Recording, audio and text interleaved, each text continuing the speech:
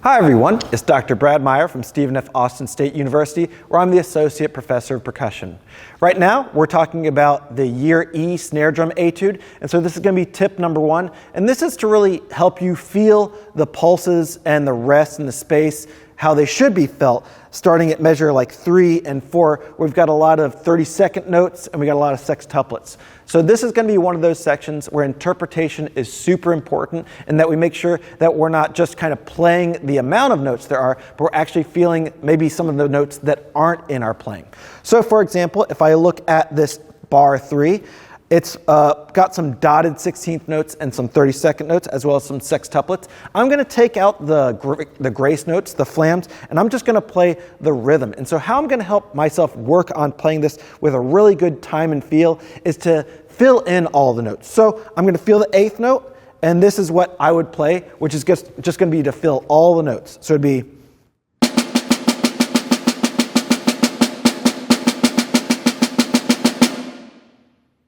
So the next, I want to do kind of an accent and tap version. So now all the non-played notes are going to be taps, and all the played notes are going to be accents.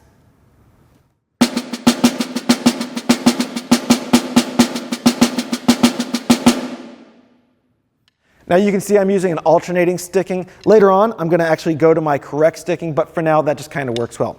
So then maybe my next step going from accent and tap work is to maybe put those inner notes on the rim so that I hear them even less. So that would sound and look like this.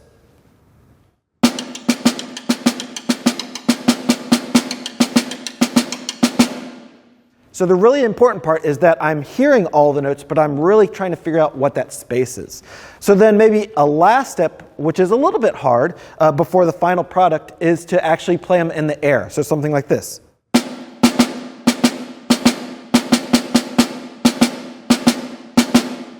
Now finally, use all those different methods to then hear, maybe feel in your body, those non-played notes that we get the correct interpretation, which should sound like this.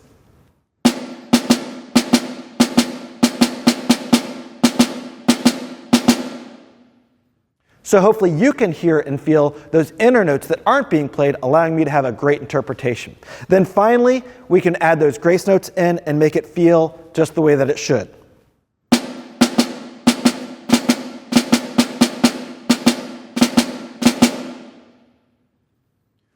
So this is a concept or a technique that you can use for a lot of this solo. So I really recommend using this kind of accent and tap, then on the drum, on the rim, then maybe air sticking, and then finally just playing it throughout the whole piece so that we can really make sure that we're not accidentally tripletizing 30-second notes, or we're not accidentally dupletizing triplet notes, which the second one isn't nearly as common. But everything can help. So I hope this helps. Have a great day and axe some jacks.